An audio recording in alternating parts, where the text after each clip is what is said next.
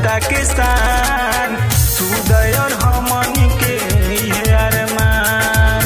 लालू के लाल हवे जनता के शान सुदय और हमनी के ये अरमान। तो सलीमुद्दीन साहब अमर रहे, अमर रहे, अमर रहे। जगदेव बाबू अमर रहे, अमर रहे, अमर रहे। जयप्रकाश लोहिया अमर रहे, अमर रहे, अमर रहे। कपूरी ठाकुर अमर रहे, अमर रहे, अमर रहे। बाबा साहब अमर रहे, अमर रहे, अमर रहे। जब देवे खातिर बातें कहले बड़े सुदय जी साथ उनकर रहले बड़े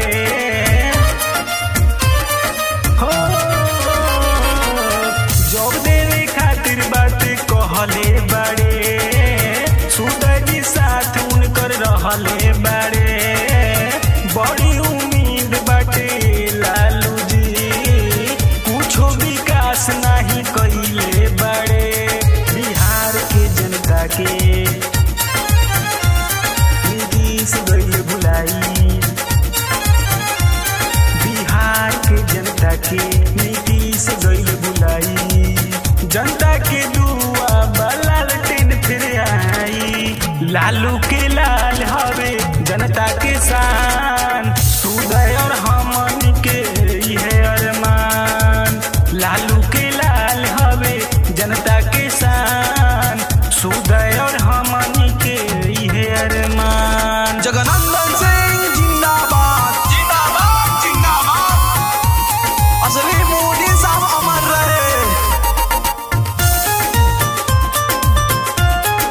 राष्ट्रीय जनता दल जिंदाबाद, जिंदाबाद, जिंदाबाद।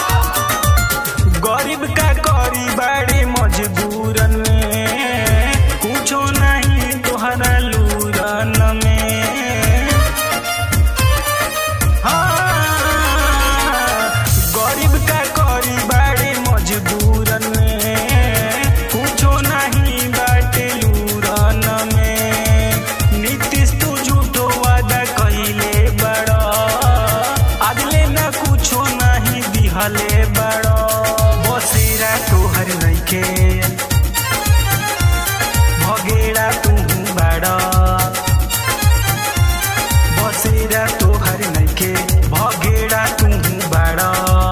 कितना मजदूरवन के चली गइले जान, लालू के लाल हवे हमनी के शान सुदय हमनी के ये अरमान। लालू के लाल हवे जनता के शान सुदय और हमनी के ये अरमान। सरकार बदलल जाई शासन नया आई, सरकार बदलल जाई शासन नया आई।